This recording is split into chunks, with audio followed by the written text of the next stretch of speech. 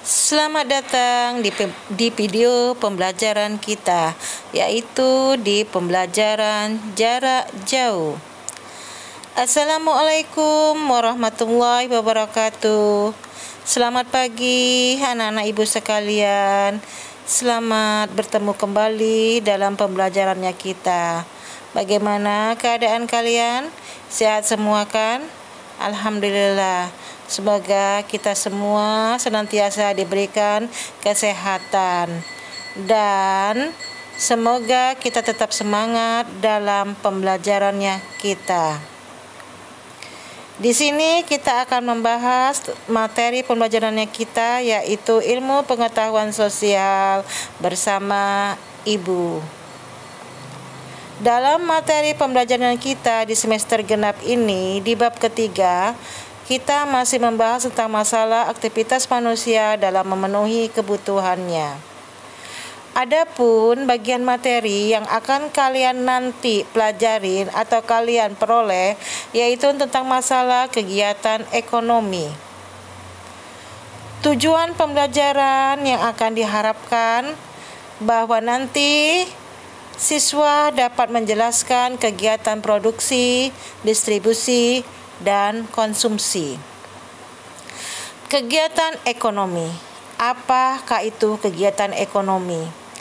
Kegiatan ekonomi adalah semua pekerjaan atau usaha yang dilakukan manusia untuk memenuhi kebutuhan hidupnya.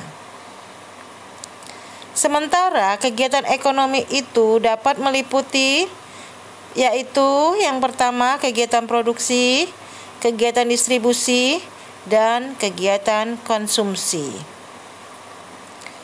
Kita masuki termin yang pertama, yaitu kegiatan produksi. Kegiatan produksi di sini adalah kegiatan menghasilkan atau menambah nilai guna dari barang atau jasa. Nah, inilah yang dikatakan produksi. Jadi adanya kegiatan untuk menghasilkan, bahkan untuk menambahkan nilai dari barang dan jasa yang akan berguna, yang dapat digunakan.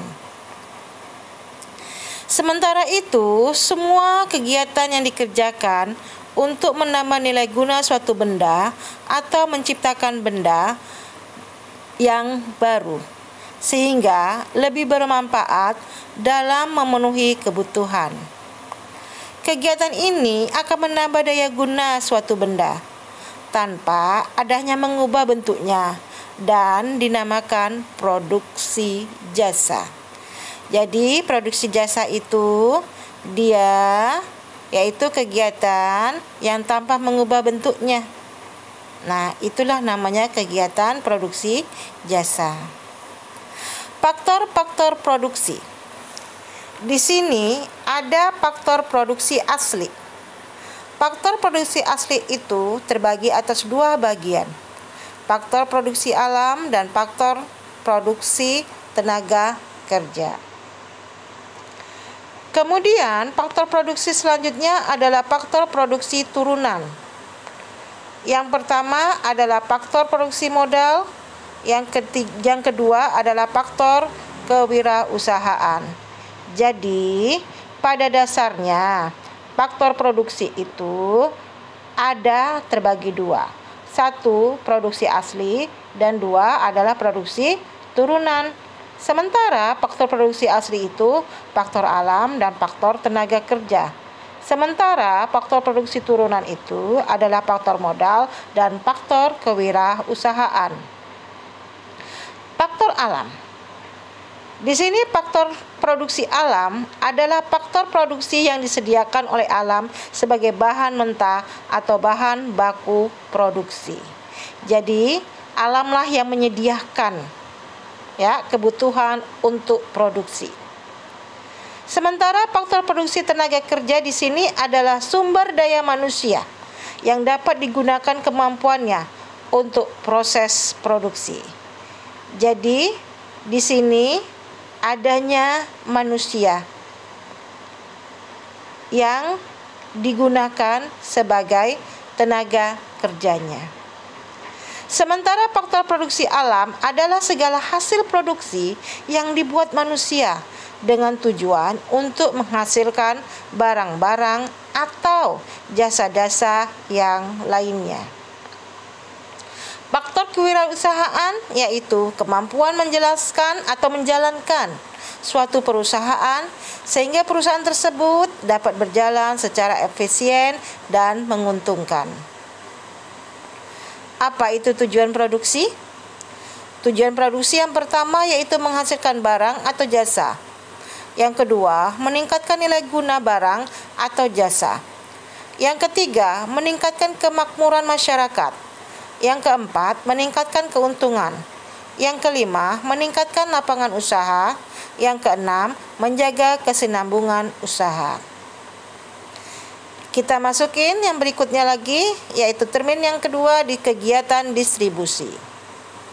Distribusi itu di sini adalah kegiatan untuk menyalurkan atau mengantarkan barang atau jasa dari produsen ke konsumen. Nah, di sini pelaku dari distribusi itu disebut juga distributor.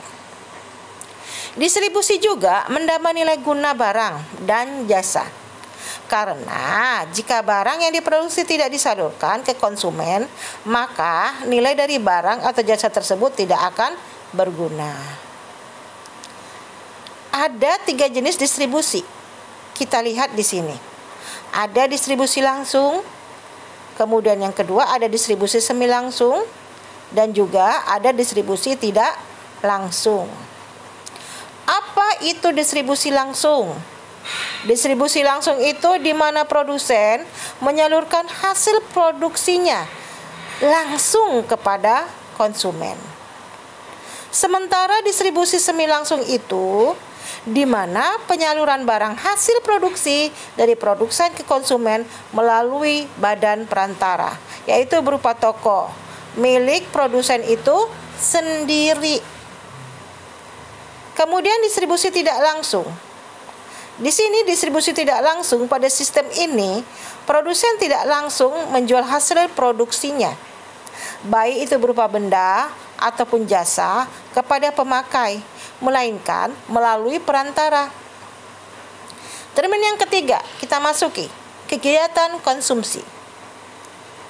Konsumsi di sini yaitu kegiatan menggunakan, memakai, atau menghabiskan kegunaan barang atau juga jasa, baik secara berangsur-angsur atau secara langsung, habis sekaligus. Pelaku dari konsumsi ini disebut juga konsumen. Pelaku kegiatan konsumsi itu kita lihat di sini ada 3, yaitu rumah tangga keluarga.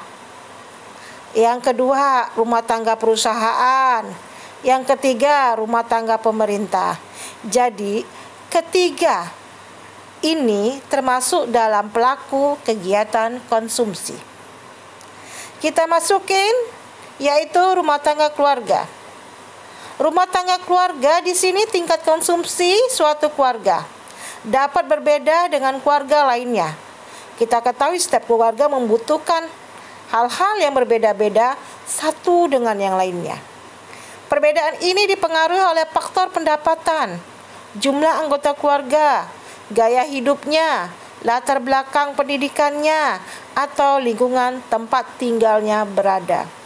Jelas, inilah yang dapat mempengaruhi dari yaitu rumah tangga keluarga.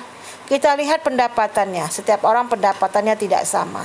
Jadi kita harus melihat bagaimana pendapatan dari masing-masing keluarga tersebut.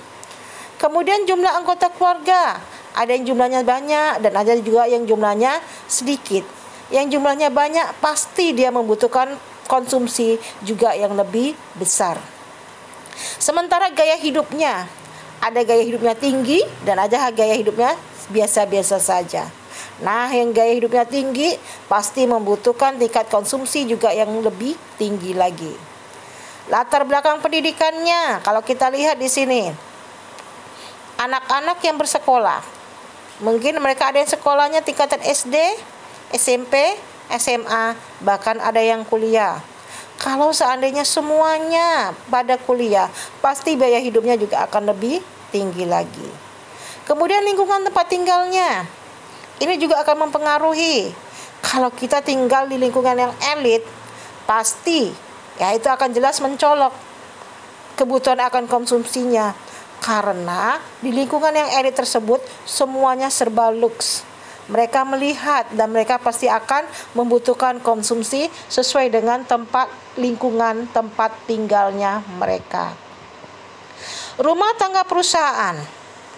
Di rumah tangga perusahaan ini, pada saat memproduksi barang, perusahaan ini memerlukan bahan baku atau tenaga kerja dan juga modal.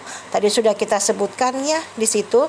Nah, di situ kalau produksi dia membutuhkan yaitu adanya tenaga kerja dan juga modal. Rumah tangga negara. Rumah tangga negara di sini tujuan konsumsi negara berbeda dengan rumah tangga keluarga dan perusahaan.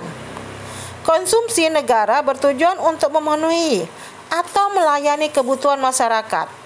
Biaya yang digunakan untuk konsumsi negara berasal dari masyarakat. Nah, di sini ada soal atau kuis sesuai dengan materi yang akan kalian nanti kerjakan. Ya, soal-soal ini sesuai dengan materi yang sudah tadi Ibu paparkan. Kamu jawab. Jawabannya di mana?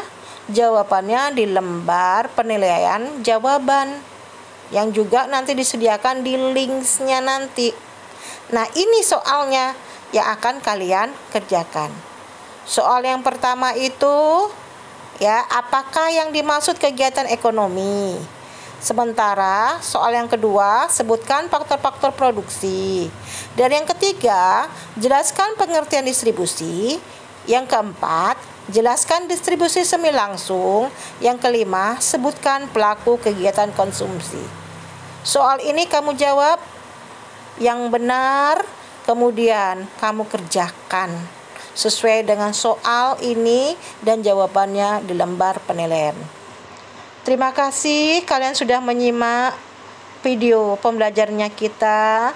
Sampai bertemu kembali dalam materi pembelajarannya kita lain waktu nanti. Ibu akhiri, wassalamualaikum warahmatullahi wabarakatuh. Tetap jaga kesehatan ya. Semoga Allah senantiasa selalu melindungi kita semua. Thank you. Wabillahi taufiq wal hidayah. Wassalamualaikum warahmatullahi wabarakatuh.